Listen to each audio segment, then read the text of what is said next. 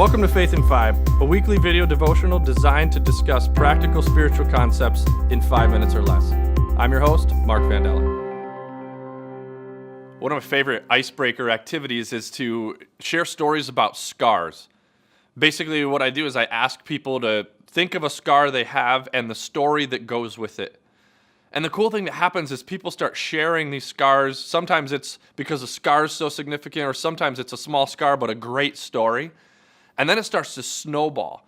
Because if I told this story about a scar I got on the back of my head from sledding, that really happened, and people then have another sledding story or a back of the head scar story, and you almost can't shut it down. But the one thing that I find, even when I do this activity with adults, is that most of the scar stories, if it wasn't a major surgery, all of them come from sometime in their past, sometime in their childhood. And the thing that strikes me is that most of us have become pretty risk averse as we grow older. And unfortunately, I think that plays out in our faith as well. See, I think most of our faiths have become safe. They're clean. They're nice. There's not a whole lot of room in our faith journeys for mistakes. And so I think we miss something. I'm afraid we're missing a lot, actually. And I'm also afraid that so many people are running from faith because there's not room for brokenness. See, when I meet with couples and we talk about their communication skills, one of the metaphors that I use often is this idea of a mud puddle. See, if you picture yourself with somebody that you care about and you're sharing a story, you're talking about work and how it's awful and how this person always wrongs you and you've got all this stuff to do, and the receiver's always thinking how they can fix that problem. So you picture yourself when you're complaining and you're talking about an issue you might have as sitting in a mud puddle. And the person that you're talking to is on the side of that mud puddle. They're not in it. And they're looking at you kind of saying, that looks cold, it's dirty, it's muddy, you shouldn't be there. How can I help you get out of that? But what I always encourage people to do is to sit in the mud puddle. Instead of, for a moment, just push pause, and instead of trying to go right into fix-it mode of, let's get you dry, let's get you cleaned off, all these things, right? Sit in the mud puddle. And I think when it comes to our faith, that's the example that Jesus has given us. See, most of us, when we live out our faith, we want it to be prescriptive. When we read the Bible, we flip to the back and we find an issue we're having, and then we go look up and read those 4 to 10 verses looking for an answer. But I don't think that's how Jesus lived. And if one of your New Year's resolutions this year was to memorize more Bible verses, today is your day. Because the verse that I want to share with you that I think describes what Jesus wants us to do with our faith is John 11, verse 35.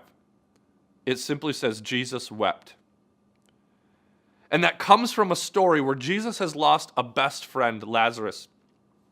And Lazarus' sisters have called Jesus to come help. And they're even a little bit upset with him, saying, if you would have come sooner, he wouldn't be dead, because they know Jesus is Jesus at this point. But in that moment, Jesus goes over and he sees his dead friend, and the Bible says Jesus wept. In that moment, Jesus didn't fix it. He didn't say, well, I'm sorry, stand up. Eventually he gets to there, but he wept. He sat in the mud puddle with his friend, with his friend's sisters. He sat there and he wept. A couple years ago, I had an opportunity to hear Glennon Doyle Melton speak at the Storyline Conference. And she's kind of gained some popularity because she's a self-proclaimed beautiful, hot mess. And so we're starting a series on risk because I think that risk is where we match up with real, alive faith.